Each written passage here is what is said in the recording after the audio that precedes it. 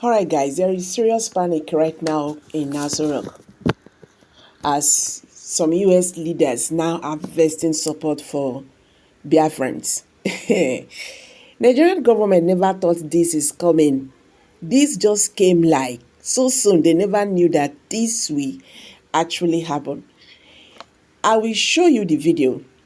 This video you are about to watch, you will see where they are talking about the genocide in the southeast, and also letting the Nigerian government understand that self-determination is not a crime. That is never a crime, even in Nigerian law and international law. You understand? They talked about the intimidations going on in the southeast region. I've said this thing time without number. If Nigerian government do not want the Igbos to go, why can't you just give them the privileges we are giving to other regions? You say no, they cannot come close to the power, and at the same time, you don't want to let them go. You don't still want to listen to what they are saying. You understand? They are saying something. The governments of Nigeria do not want to listen. Anyway, guys, let me just show you this video so that you will understand what is happening right now, because story now don't really they change as it is currently. They are not yet ready for independence because they have not taken the basic steps to form a unitary government that can step into the vacuum on day one and lead their people. That is something that the Biafrans have, a mistake the Biafrans have not made. What I see in absolutely and completely admirable. You are not simply symbolically declaring independence. You are setting in motion a government which can take over all functions of the government. Now, some people may complain that Biafra now has its own army, and they may say that is a terrorist action. They are wrong. It is the job of any government to monopolize the use of force within its territory. The Nigerian army is the occupying army right now. Its job is not to monopolize the use of force within Biafra, because they have shown when they use force, they use it not for security, but to perpetrate insecurity.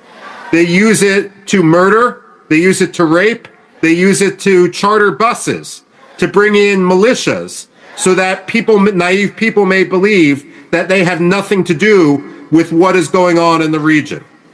Now, I'm a historian by training, which means I get paid to predict the past. Also, speaking of pay, let me be clear. I am receiving nothing for my advocacy for Biafra. I have been offered nothing, I have demanded nothing, and I am receiving nothing.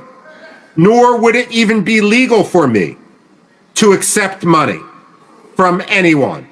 I am speaking only as an analyst and only as someone who wants to further liberty. Now, I ask as a historian, where has it worked to force the victims of genocide together with their perpetrators? Where in history has that ever worked? Aggressors must understand that if they turn to genocide, they will always lose. The fact of the matter is, Nigeria lost Biafra in 1967. They may have won the war temporarily, but they permanently lost Biafra. The decisions they made 57 years ago forfeited any rights they have to control, to occupy, to speak on behalf of the people of Biafra. Let me conclude by saying, as an analyst again, I don't think the United States will be the first country to recognize Biafra. But I pray that it won't be the third country either. Biafra to move from Finland and to lobby vociferously, night and day, in order to ensure that the African Union recognizes that Biafra is already more organized, already more capable of statehood, already will have a higher standard of living, already will be at peace with itself and its neighbors more than many other African countries. And therefore, it will be a boon to Africa, a boon to the African Union, a boon to the spread of democracy in the region, an anchor for stability in the region, in an area that is increasingly unstable, especially as people come from the north in order to destabilize. So let me conclude by saying with my... So guys, you've heard it now. The truth is that the whole world is seeing what is happening in Nigeria. The way the Southeasterners are being treated. The whole world is seeing everything. You get. Even if we understand, say, corruption and all that, they are seeing what is happening. You don't want to talk about it. You don't want to do anything, and you think that taking Nigerian soldiers to the southeast to shut them down will eventually shut them. They don't know that by doing so, they are just giving them, more energy to agitate, to speak. Since Nnamdi Kanu, was kidnapped in Kenya, did it stop them? Did it stop anybody from declaring, Biafra nation? Since Simon Ekpa is now with the Finland government, did they stop any of them? Make una just still listen to wetin Nigerian pastor talk. Then can everybody want to become president? But how many of them carry the light for Nigeria? And those that carry the light for Nigeria, I'm sorry to say it, the electorate might not want even to elect them. Why? Because they don't see the light. They see money, and money is a deception that cannot make us pick true leaders. Why sell your votes, whether you are a delegate or a electorate? Why sell your vote for peanut to a man that will slave you for the next 4 years? The problem of Nigeria is not a problem of that we don't know truth. We know truth, but we like to walk in darkness rather than truth. When we are talking about the unity of this country, which is not non-negotiable, yes, but what is the problem? How do you enter into a marriage and then you enter into an agreement and one side of the region is suffering and you don't allow them to produce president? Then you are complaining about their agitation. Why will they not agitate? The Igbo have been so, the Igbo race or the Southeast have been so deprived. You cannot be talking about one Nigeria when every time you want to pick a president, you say the Igbo man is not qualified. And then you want them to be in the marriage. This is the problem of the Biafra agitation. If you cannot solve that problem, you will still have more in Nnamdi Kanu agitating. That is the reason you cannot be preaching love and unity and be practicing the opposite. This is the major problem of Nigeria. Why will the Southwest, Yoruba man, continue to be in power? Why will the North continue to be in power?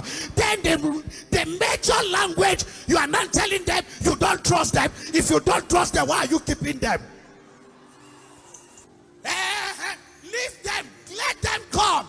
I don't care how many of them are coming, whether they are in unity or not in unity. Give them the opportunity to prove themselves. The politics will go to the highest bidder. It has become a democracy which is called meritocracy. It is about the one who have the money. And I don't blame them. The church will fold our hands and we say, no, politics is a dirty game. All we are doing is to intercede. This is the problem. You will intercede and chop intercession when it is time. Those who are power brokers, we enter there, go into primaries, join the political party. This is the problem of the church. Who is for blind? The church. Too spiritual, Politics is not only spirituality. You have to join the game. You have to belong to a political party. You have to follow and become a delegate. How many Christians do we have as delegates in most political parties? How do we influence? This thing is not of prayer alone. We have been praying. If prayer can change Nigeria, the intercessors in Nigeria would have changed everything. The problem we have prayer warriors without strategies. Every regime has its own achievement. For me, speaking my mind as a citizen of this country, not as a pastor, we are so divided now. There's really a tiny line between unity and hatred or disunity. We want to pray for the unity of this country. We want to pray for the leader of the day